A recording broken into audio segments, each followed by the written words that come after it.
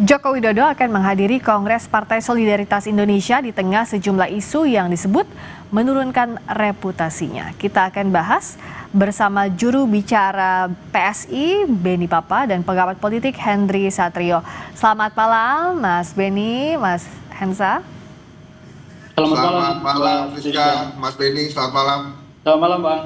Selamat malam, saya ke Mas Beni. Ini jadi sampai sekarang, kemana arahnya Pak Jokowi? Pada saat kader PSI sowan ke rumahnya Pak Jokowi, apa aja arahannya, Mas? Iya, terkait dengan arah politik Pak Jokowi, saya kira yang tahu Pak Jokowi sendiri ya.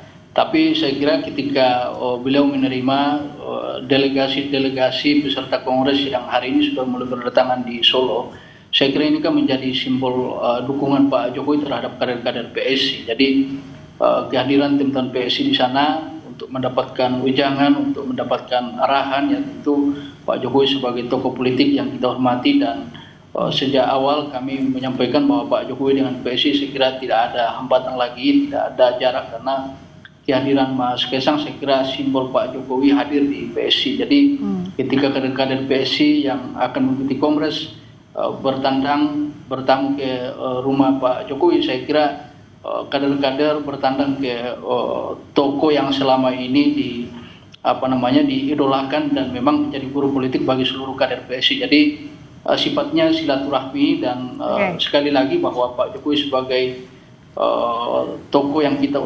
idolakan tentu memberikan wejangan-wejangan untuk kader-kader PSI ke depan. Bang Ben, kalau tadi kan dikasih jaket juga Pak Jokowi, itu jaketnya simbol ya, selain sowan, apakah juga meminta Pak Jokowi masuk di struktur sebagai Dewan Pembina misalnya? Ada tawaran seperti itu? Iya, saya kira itu adalah simbol keakraban PSI dengan Pak Jokowi. Jadi PLT Ketua Umum tadi memberikan jaket kepada Pak Jokowi itu adalah simbol bahwa PSI dan Pak Jokowi tidak bisa dipisahkan. Bahwa kemudian nanti Pak Jokowi akan bergabung dengan partai PSI baik di Dewan Pembina maupun di posisi yang lain. Ya saya kira kita menunggu waktu, ya kita menunggu. Tentu Pak Jokowi sendiri yang akan menentukan nanti kapan, dan ya kita tunggu. Tapi sekali lagi bahwa kehadiran kader-kader PSI hari ini di rumah Pak Jokowi ini adalah satu kegembiraan bahwa Pak Jokowi bisa menerima kami dengan tangan terbuka. Bang Hensa, saya ke Bang Hensa untuk membaca. Jadi sebelum Kongres PSI pada akhir pekan ini, Pak Jokowi kan sempat curhat soal serangan politik, salah satunya lewat ijazah palsu, tudingan ijazah palsu, lalu juga soal upaya pemakzulannya Mas Gibran. Apakah Mas Hensa lihat bahwa memang Pak Jokowi butuh kendaraan politik, atau sebaliknya butuh dukungan politik dari partai politik yang selama ini kan setelah Pak Jokowi purna tugas tidak ada yang terang-terangan membela Pak Jokowi secara gamblang? Iya nggak sih Bang Hensa? Ya sebetulnya itu tumben-tumbenan tuh kemarin, Rizka. Tumben-tumbenan Pak Jokowi menyampaikan kegundahannya seperti itu. Walaupun di ujungnya dia katakan ya ini saya biasa-biasa saja, tapi terlihat betul kegelisahan yang ada di intonasi dan mimik mukanya. Nah sebetulnya Jokowi adalah Jokowi, jadi artinya dia adalah seorang tokoh yang bisa hidup berpolitik ya, yang diikuti oleh partai politik gitu. Nah ini jarang-jarang terjadi memang. Nah kalau kemudian Pak Jokowi pertanyaannya apakah akan bergabung dengan PSI, ini saya melihatnya di dua hal. Bagaimana? Yang pertama, kalau dia bergabung dengan PSI, maka dia tidak lincah lagi seperti sekarang. Jadi nggak ada tuh ketua-ketua umum partai politik seperti PAN, Golkar, atau bahkan Gerindra itu akan berkunjung ke dirinya gitu. Apa dasarnya ketua umum Golkar harus berkunjung ke misalnya ketua Dewan Pembina PSI gitu. Tapi kalau sekarang ini dia lincah, dia bisa menerima siapa saja sebagai presiden ketujuh gitu ya. Kemudian yang kedua, menurut saya PSI ini terlalu kecil untuk Jokowi. Jadi ini ibaratnya kalau ada sepeda roda 3 yang naik saya tuh, Rizka. Jadi kayak beruang madu jadinya, sepedanya kekecilan. Jadi Pak Jokowi itu perlu partai yang lebih besar menurut saya, yang seimbang dengan ketokohan dirinya. Ini tanpa mengurangi rasa hormat saya ke teman-teman PSI, tapi PSI memang masih sangat muda, masih growing partai politiknya, dan menurut saya belum cukup kuat untuk menerima Pak Jokowi sebagai kendaraan politiknya.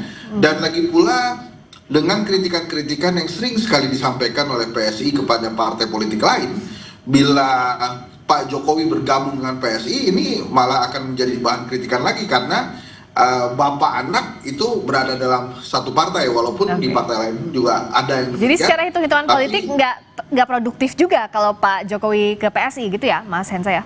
Betul sekali. Jadi menurut saya Pak Jokowi kan berkali-kali bilang masih dalam pertimbangan, karena dia akan justru lebih lincah tanpa partai saat ini, kecuali ada salah satu partai yang berada di Senayan kemudian meminang dia dan memberikan jabatan tertentu kepada dirinya. Itu mungkin dia akan lebih mudah mempertimbangkan, karena PSI ini masih partai yang berkembang dan terus mencari bentuk gitu ya.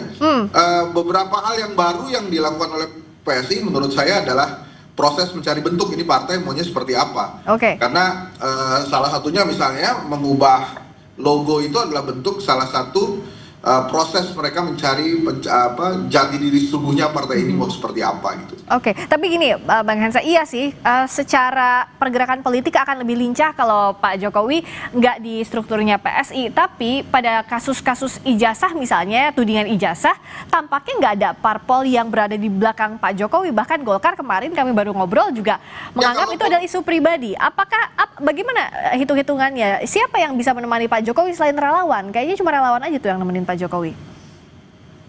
Ya, sebetulnya tanpa masuk ke PSI pun PSI sudah membela Pak Jokowi. Masa ya Mas Kaisang nggak membela bapaknya gitu ya. Tapi ya belaannya memang tidak cukup kuat, karena PSI kan tidak berada di Senayan. Dia tidak termasuk dalam 8 partai yang sudah lolos verifikasi KPU lah nanti buat 2029, kurang lebih begitu. Jadi memang posisinya akan sama saja, dia masuk atau tidak masuk PSI, Friska. Jadi tidak ada plus poin buat Pak Jokowi sebetulnya, karena ada Mas Kaisang sudah di sana. Nah kalau dari Bang Benny artinya ada Mas Kaisang di PSI udah cukup, nggak perlu ada Pak Jokowi di dalam struktur, sudah bisa cukup mewakili putra bungsu ya Pak Jokowi ini. Iya, sebenarnya bukan cukup tidak cukup Mbak ya, tapi saya kira kami melihat bahwa kehadiran Mas Kaisang ini sebagai salah satu tokoh muda yang punya prospek jangka panjang, yang kedua punya popularitas tinggi juga, dan saya kira beliau sudah membuktikan kepemimpinan beliau selama 2 tahun memimpin partai PSI. Saya kira kehadiran Mas Kaisang bagi kami ini adalah salah satu keterwakilan daripada Pak Jokowi yang kemudian memimpin kader-kader PSI di seluruh Indonesia. Bahwa kemudian nanti Pak Jokowi bergabung atau tidak, tentu kami tidak bisa menyampaikan itu, karena yang bisa menyampaikan itu Pak Jokowi, dan yang kita menunggu sikap dari Pak Jokowi. Tapi sekali lagi bahwa kehadiran Mas Kaisang saya kira tidak bisa dipisahkan daripada Pak Jokowi itu sendiri. Jadi Mas Kaisang hadir di PSI, saya kira itu adalah bukti bahwa Pak Jokowi hadir di PSI gitu.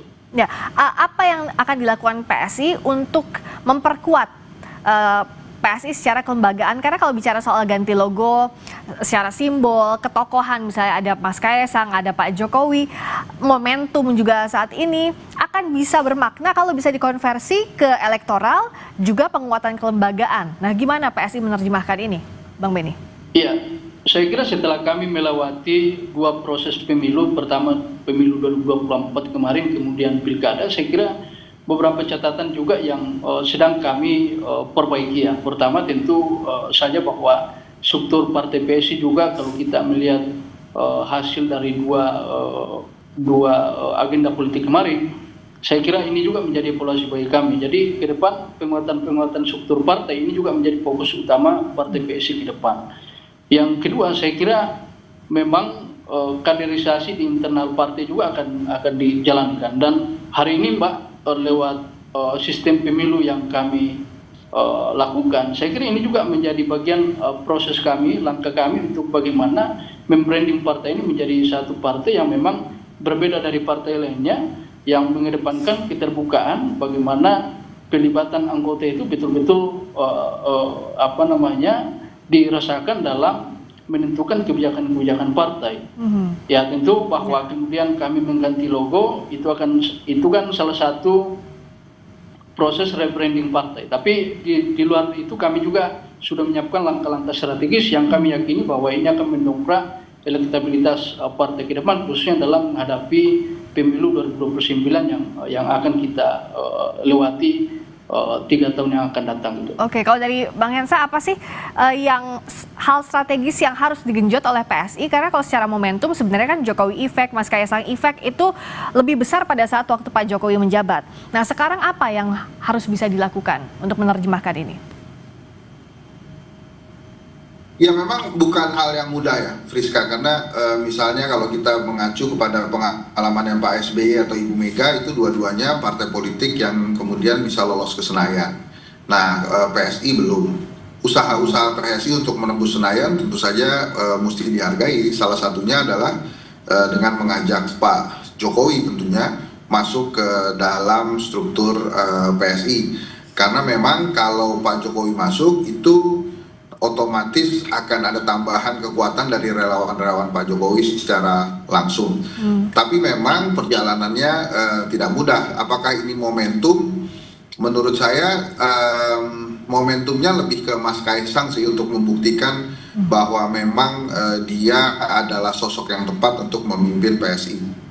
Karena Pak Jokowi nggak di dalam PSI, dengan adanya Kaisang itu sudah cukup sebetulnya untuk menggambarkan bahwa PSI adalah Jokowi, Jokowi adalah PSI. Itu Friska menurut saya. Oke, nanti 19-20 Juli kita lihat apa yang menarik dari Kongres Luar Biasa Partai Solidaritas Indonesia yang bisa produktif juga terhadap elektabilitasnya PSI, apa langkah strategis yang diramu oleh PSI. Terima kasih Mas Beni Papa, juru bicara PSI. Terima kasih juga Bang Henry Satrio, pengamat politik. Selamat malam. Friska. Terima kasih, Mbak. Sampai ketemu lagi.